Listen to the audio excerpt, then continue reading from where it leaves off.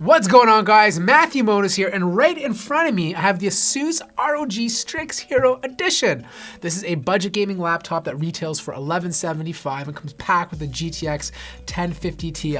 Now, based on my first impressions, the design of the laptop is not my favorite. It's not terrible like your typical black and red gaming laptop, but it has this two-tone finish where I kind of wish it was just one type of pattern. So on the top you have these lines going back and forth, and then on the other side you have this kind of pattern with the ROG logo in the middle. Now the ROG logo does light up, it has RGB inside, so it does flash red when the laptop is on, and the bottom is also made out of plastic.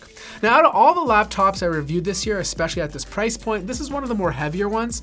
This one weighs about 2.6 kilograms or 5.7 pounds. So to give you guys some context, it's about the same weight as the Helios 300, but there's much lighter options available like the Y530, the Y730, the Omen 15, pretty much every other laptop, well, almost every other laptop. Besides that, on the left-hand side, we have a barrel connector for your power. We have an RJ45 port. You have your mini display port, full-size HDMI, and two USB 3.0 ports, and of course your audio in jack.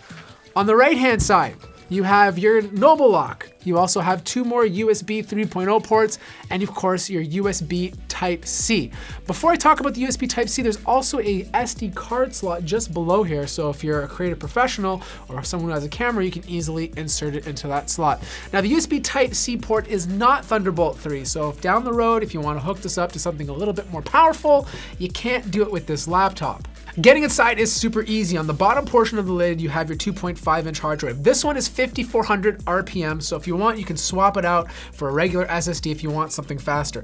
The other drive, it's an M2 SSD. This one's 128 gigs, and just like the other one, you can also swap it out if you want a faster NVMe drive. You have two slots for your RAM. This one has 16 gigabytes, but it can be expanded up to 32.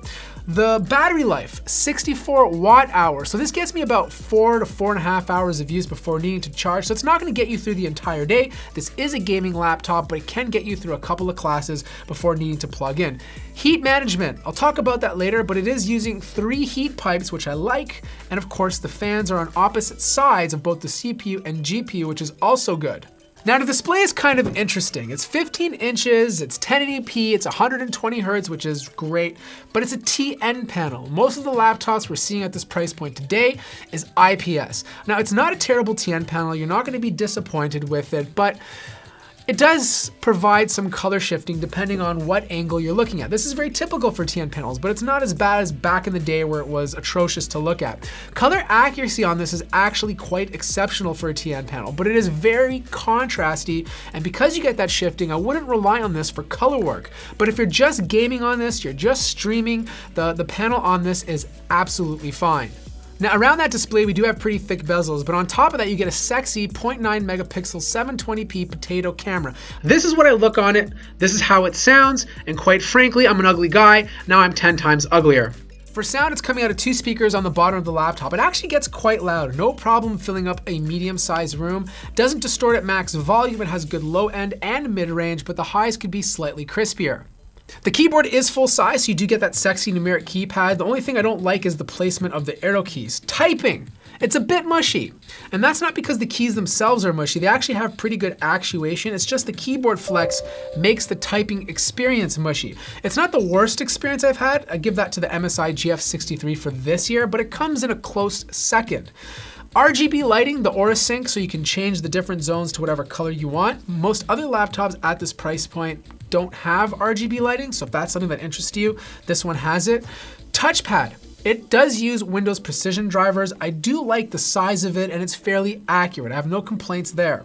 So let's talk performance. This unit comes with an i7-8750H, 16 gigabytes of RAM, and that GTX 1050 Ti. I mean, for the price, that's pretty much what you're gonna get. You can find a GTX 1060 as well if you're lucky, maybe the Helios 300.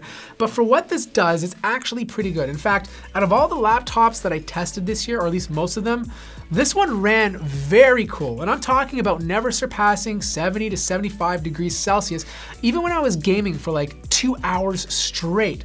The 3-pipe solution in here with the fans on opposite ends really plays a big role, along with a pretty thick chassis at keeping this thing cool.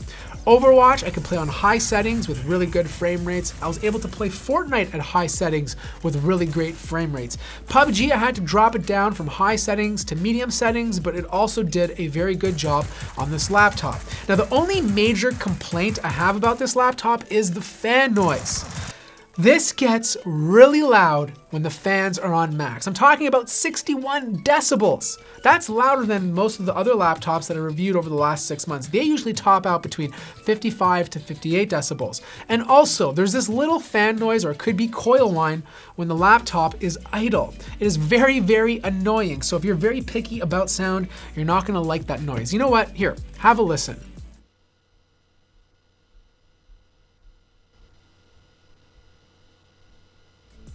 So here are my closing thoughts. The ASUS Strix Hero Edition does one thing very well, and it does a good job of keeping cool. I don't think it's the best laptop for the price. I don't like the TN panel. It's not my favorite thing. The build quality is pretty good, but as you can see here, it scratches very easily. The one thing that it does well is thermal management. And if you're all about longevity and you want your laptop to run cool, you can't go wrong with this one right here. So I want to hear your thoughts. What do you guys think of this laptop? Let me know in the comments below. If you have any questions, hit me up on Discord, behind the scenes on Instagram. Subscribe if you loved the video, like it if you liked it, and I'll see you guys in the next one.